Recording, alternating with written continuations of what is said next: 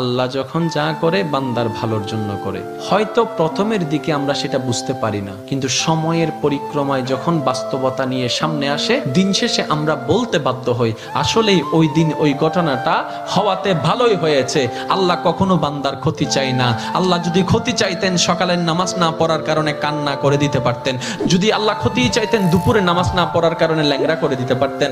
আল্লাহ সেটা চান না। আল্লাহ চাই বান্দার সব সময় ভালো। আর মা তো দেখেন জন্ম দেওয়ার কারণে সন্তানের তো অপরাধ করার পরও মা সন্তানের প্রতি কতই ভালোবাসা, কতই মায়া, বাবার কাছ থেকে সন্তানের পিঠকে বাঁচাই ফেলছে, এরকম হাজারো মা আছে ওই মায়ের জন্য। কিন্তু আল্লাহ পাক রব্বুল আলামিন বান্দার উপর কতটুকু ভালোবাসে দিয়েছেন সেটা আমরা বান্দারা বুঝতে পারি নাই বলে শয়তানের ফাঁদে বারবার পা দিয়ে আটকাই যাচ্ছি। মনে রাখবেন, মনের মধ্যে কথাটা বসাই ফেলবেন, আল্লাহ যখন যা করে বান্দার ভালোর জন্যই করে। একদিন না একদিন সেই ভালোটা আপনার বিবেকে এবং মনে প্রমাণ হয়ে সামনে চলে আসবে। আমি বুঝাতে চাচ্ছি আমাদের সাথে সবচেয়ে কানেকশন কার বেশি ভালো থাকতে হবে?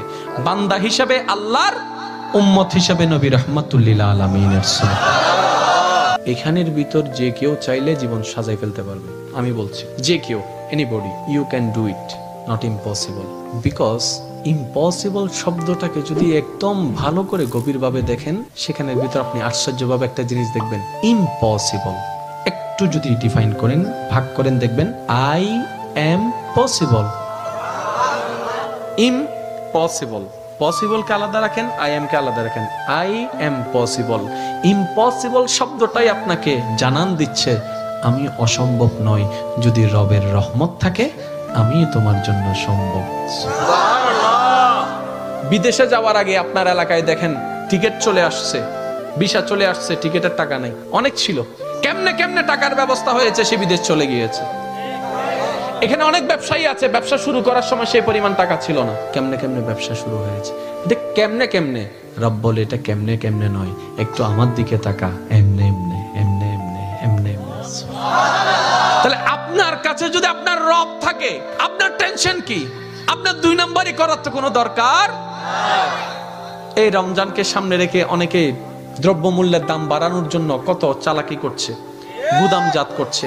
আমি তাদের উদ্দেশ্যে শ্রদ্ধার সাথে একটা কথা বলবো, ভাইয়া জীবনে হয়তো অনেক করেছেন, আপনি এই কারণেই করছেন 2টা টাকা 5টা টাকা লাভ বেশি হবে।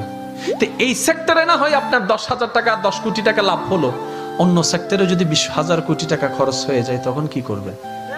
কারণ জগতের মানুষ সবাই জানে যে অন্যের জন্য গর্ত করে সে গর্তে সে নিজেই পতিত হয়, এই কথা নিয়ে কারো কোনো দ্বিমত নেই। যে অন্যের কষ্টের কারণ হয় সে নিজের জীবনে কষ্টকে দাওয়াত দেয়, এই কথা নিয়ে কারো কোনো দ্বিমত নেই।